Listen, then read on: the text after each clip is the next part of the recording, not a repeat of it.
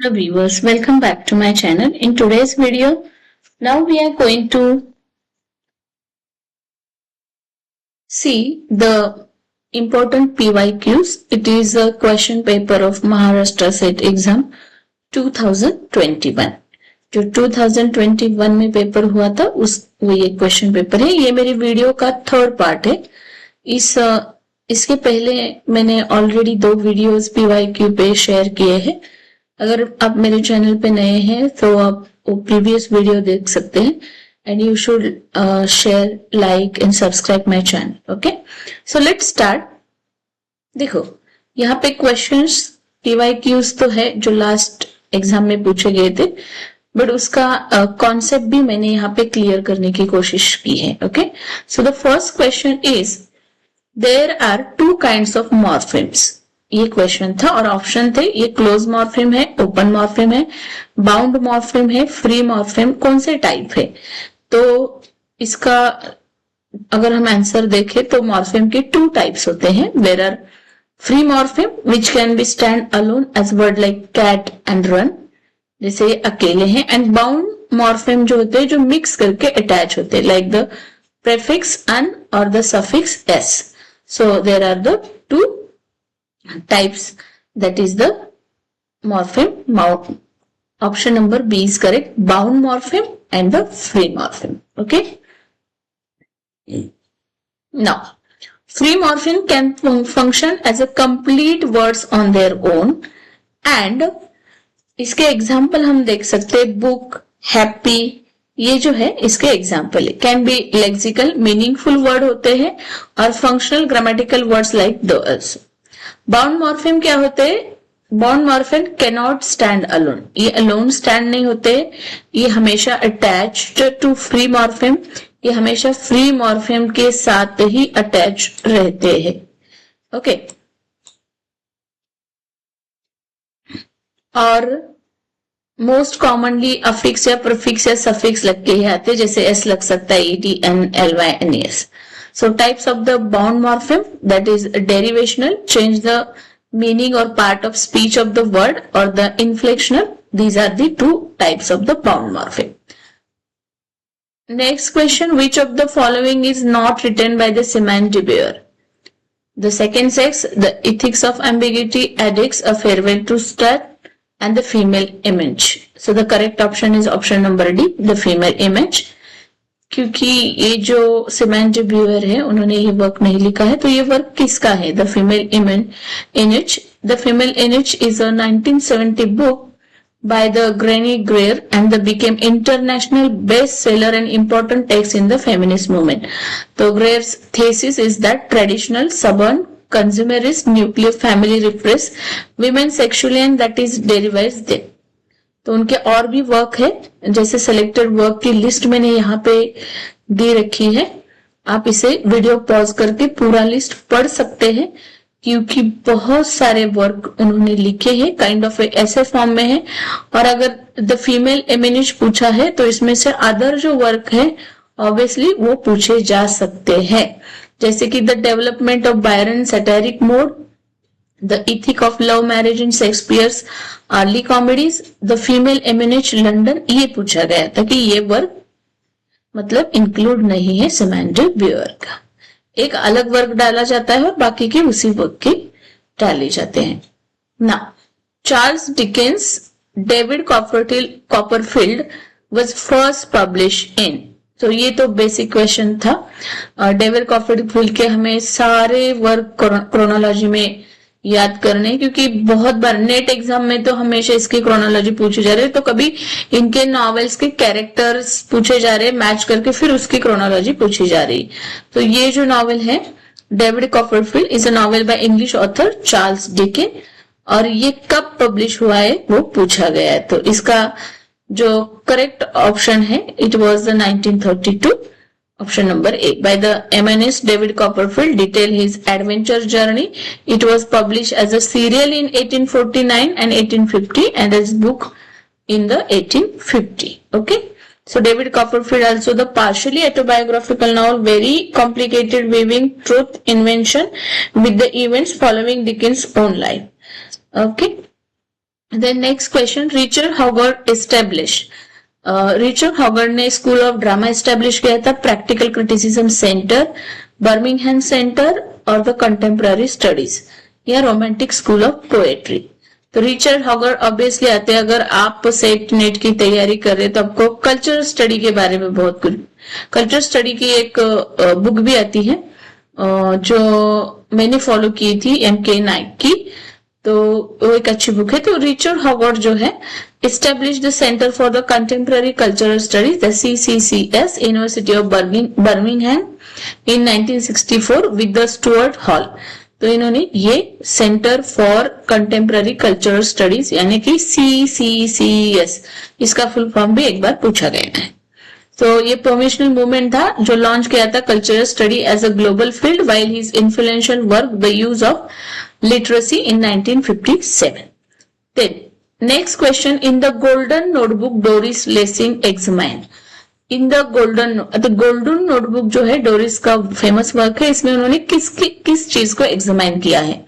Option number A है sexual and women's liberation movement को, provide an analysis of communism को, option number B ही हमारा correct हो जाएगा, provide an analysis of communism, क्योंकि कंटेंट पावरफुल एंटी वॉर की बात नहीं करते। तो क्या है उनका work, the golden notebook. The golden notebook ये 1962 में आया नॉवल है ब्रिटिश राइटर डोरिस लेसिंग का। Like her two books that follow it enter the realm of the Margaret Drabble, the Oxford companion to English literature called Lessing's inner space fiction. Okay, तो यहाँ पे the novel content anti war, anti Stalin message and extended analysis of communism. Okay, then the Communist Party in England from the 1930 to 1950 and examining of the budding sexual revolution and women's liberation movement. Okay, so in 2025 Time magazine called the Golden Notebook one। तो option हमारा क्या हो जाएगा, the novel content anti-war भी, okay, तो इसमें not होना चाहिए था क्वेश्चन में, और explore the trauma of middle class woman ये उसका ऑप्शन होना चाहिए। Okay. Next question. It is when I am weary of consideration and life is too much like a pathless wood. Okay, these are the lines. It is when I am weary of consideration and life is too much like a pathless wood. I would like to get away from the earth a while and then come back to it and begin over. Whose lines are these? So these are the Robert Frost lines from his poem Birches. Birches से लिया गया ये poems है। These lines are from Robert Frost's famous Birches, where the speaker expressed a desire to temporarily escape, जिसमें वो बात करते हैं temporary escape की, the burden and complexities of adult life, जो adult life में burden से complexities है, symbolized by the pathless wood, and written this fresh perspective reflecting Frost's characteristics, blend of nature, imaginary and deep human emotion। तो उनकी poem है वो Birches। Okay, next, in the night of scorpion Nissim Ezekiel. देखो Nissim is equal पे हर Maharashtra state exam में एक question बनता ही है, और उसमें भी उनका फेमस टॉपिक होता है Night of Scorpion. So in Night of Scorpion Ezekiel represent the superstitious attitude of, तो निजिम इजिकल अपने इस पोम में एक पोएट रिप्रेजेंट करते superstitious attitude of the Indian people, Indian women, rural India villager, showing their that reliance to the tradition, magical rituals, prayers like chanting to the paralyzed. So he want to show that the poet represent the superstitious attitude of rural Indian villagers. तो यहाँ पे option number C correct हो जाएगा।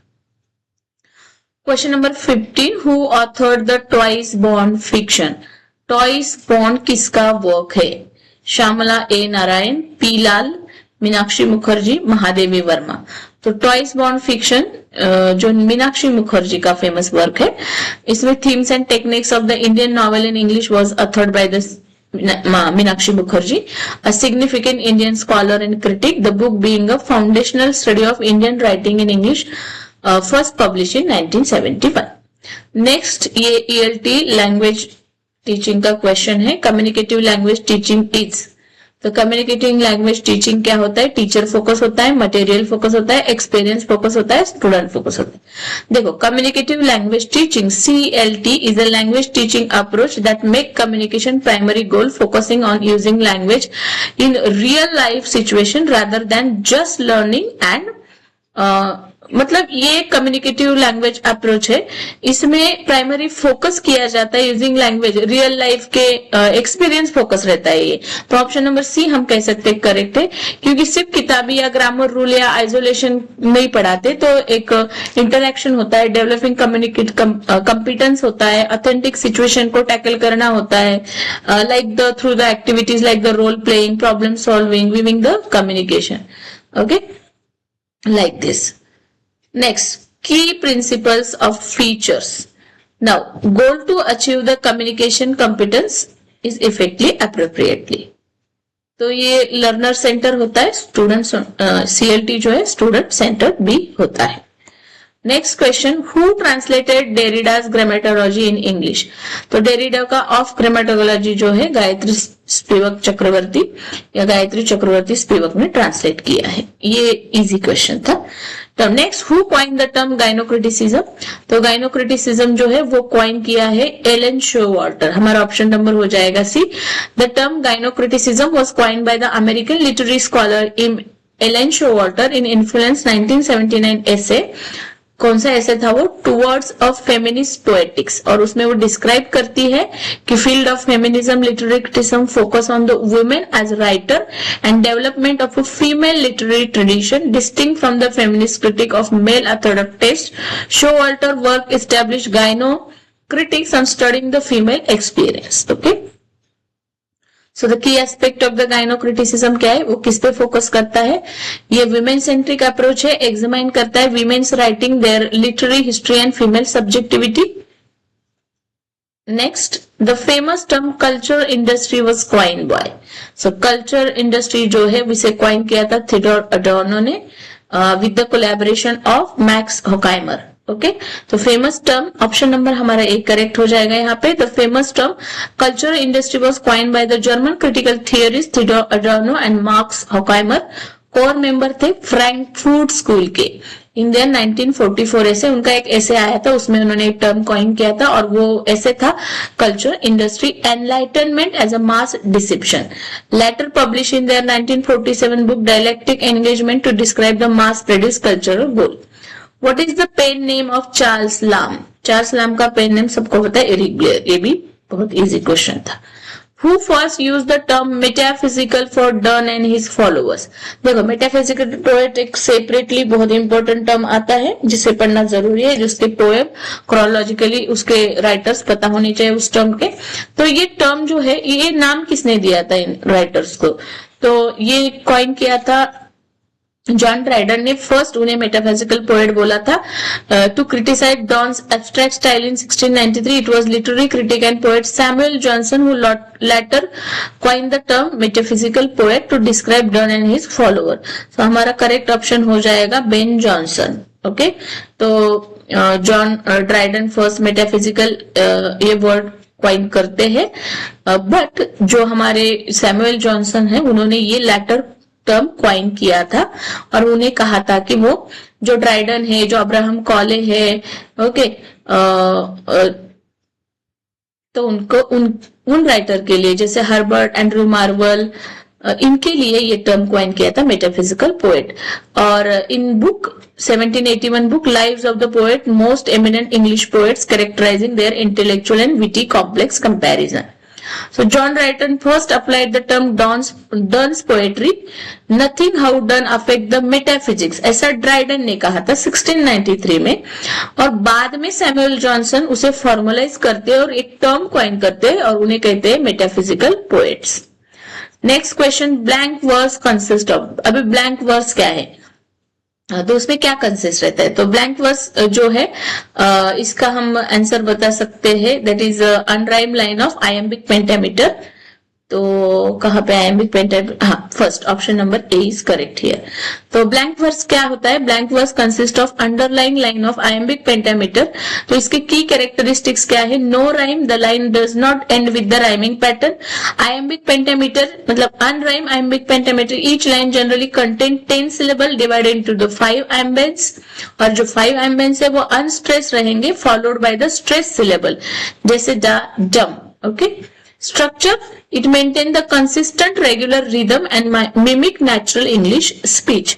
It is frequently used in drama, जैसे Shakespeare करते हैं, and long narrative poem में भी इसको यूज किया जाता है, जैसे मिल्टन ने पैराडाइज लॉस्ट में किया था। The first known use of blank verse English में किसने किया था? वो थे हेनरी हॉवर्ड, जिन्हें अर्ल ऑफ सरे भी कहा जाता है, या जो अर्ल ऑफ सरे थे।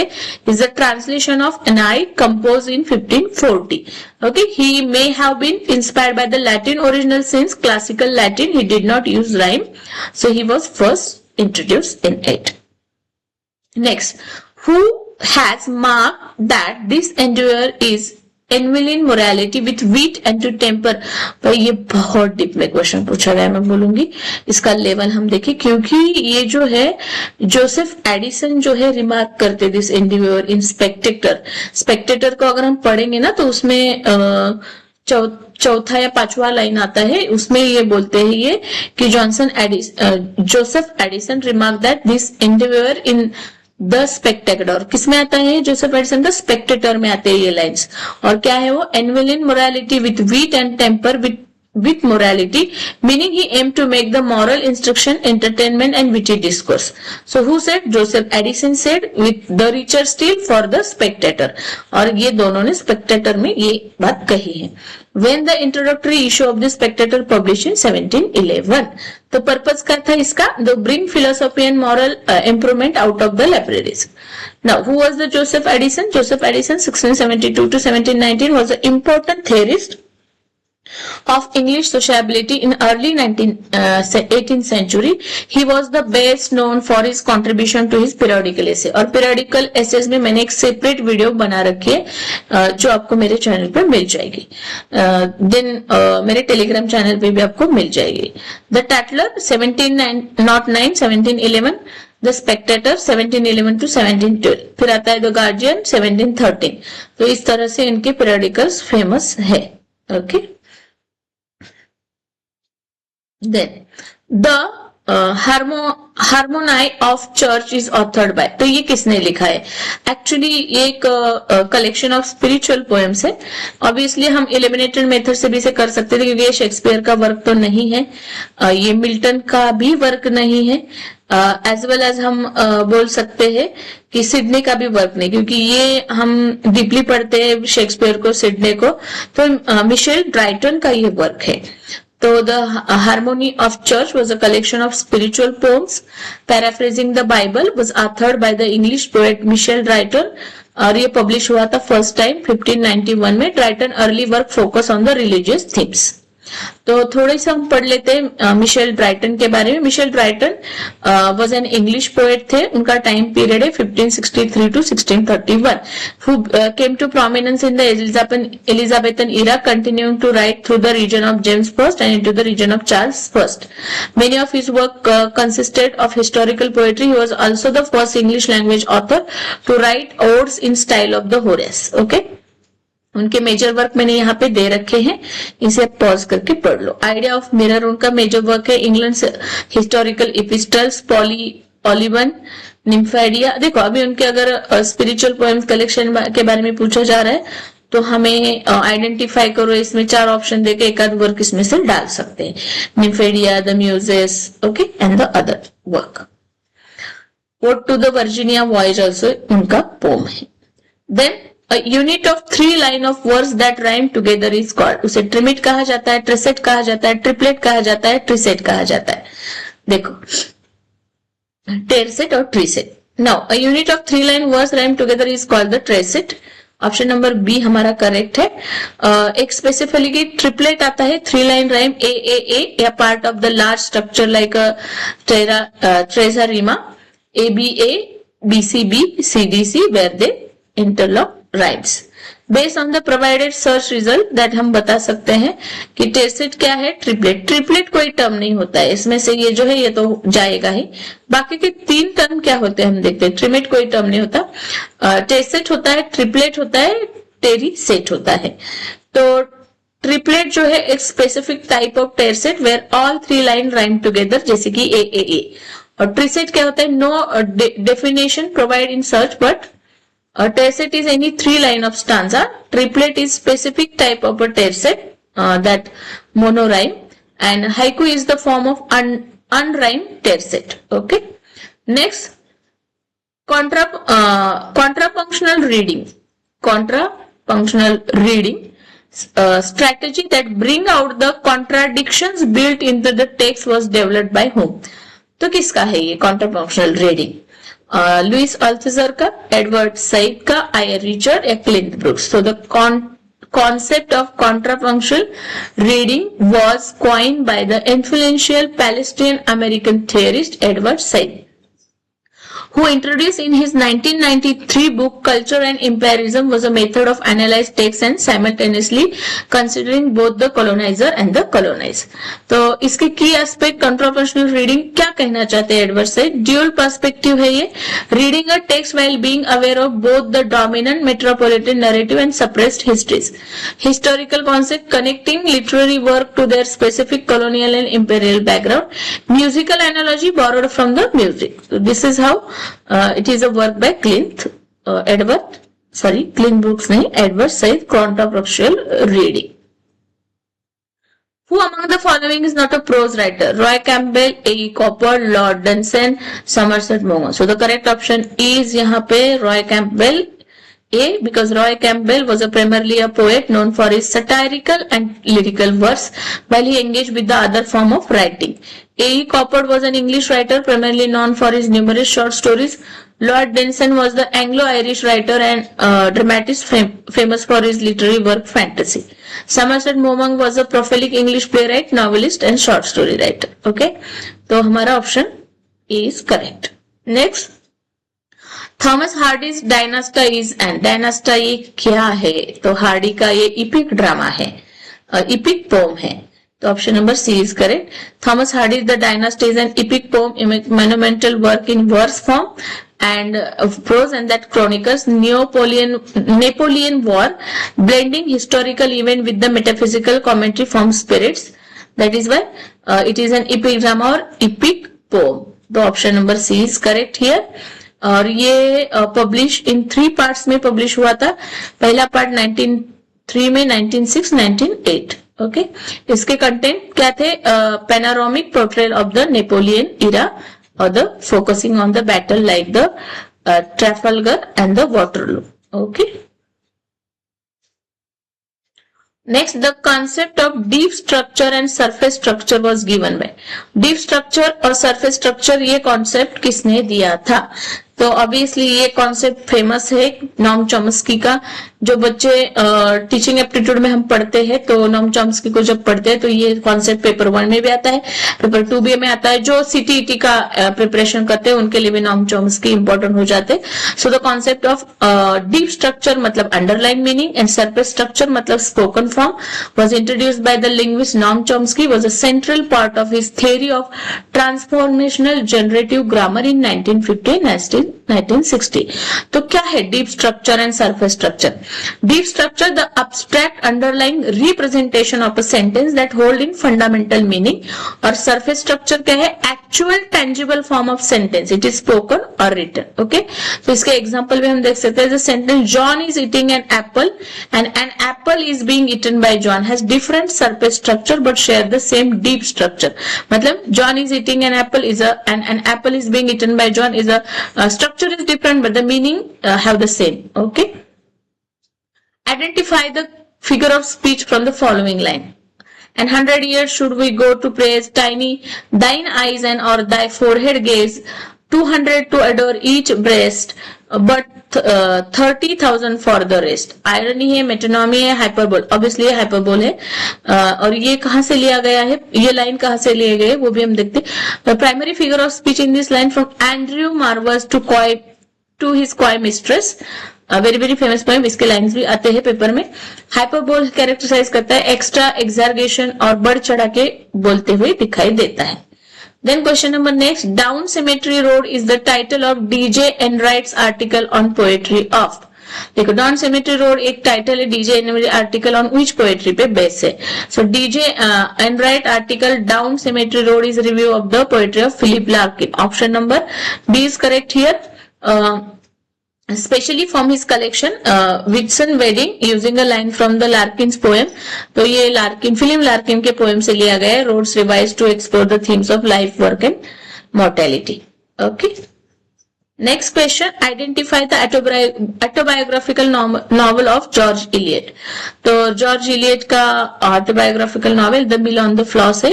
Option number A is correct. The mill on the floss 1860 is considered George Eliot's most autobiographical novel. Autobiographical connection the, वैसे जॉर्ज इलियट ये उनका निक नेम है, उनका रियल नेम है मेरियन इवांस। ओके, ये भी याद रखना है। तो इनका ऑटोबायोग्राफिकल वर्क हो जाता है। Then Sancho Panza is a fictional character from. Sancho Panza ये फिक्शनल कैरेक्टर किस में आता है? ये थोड़ा सा क्वेश्चन मुझे अजीब सा लगा, टफ भी लगा, क्योंकि कौन इस डिटेल में इतना पढ़ता है यार। Don Quixote written by Miguel de Cervantes, हम जस्ट वर्क एंड ये इतना डीपली कैरेक्टर के बारे में और कोई नहीं सोच सकता, इतना पुराना वर्क है ये, बड़ी इंपॉर्टेंट है कि डॉन क्विक्सिट पे हमेशा ये किसने लिखा और ये किसका वर्क है पूछा ही जाता है, बट कैरेक्टर पूछा गया है। Okay, Sancho Panza is a fictional character from the classic Spanish novel Don Quixote written by Miguel de Cervantes, where he served as the pragmatic humor squire to the idealistic knight Iran Don Quixote। Okay, और ये Don Quixote के novel के बारे में थोड़ी सी information मैंने attach की है यहाँ पे। Next, which of the following American play had 742 performance? So it was the Death of Salesman। ये जो वर्क था इसके इतने सारे परफॉर्मेंस हुए थे, ये याद रखना है हमें। वैसे डेथ ऑफ सेल्समैन किसका वर्क है? तो ये आप लोग मुझे कमेंट में बताओ कि किसका वर्क है। Death of salesman famous work है, डेथ ऑफ सेल्समैन। ओके,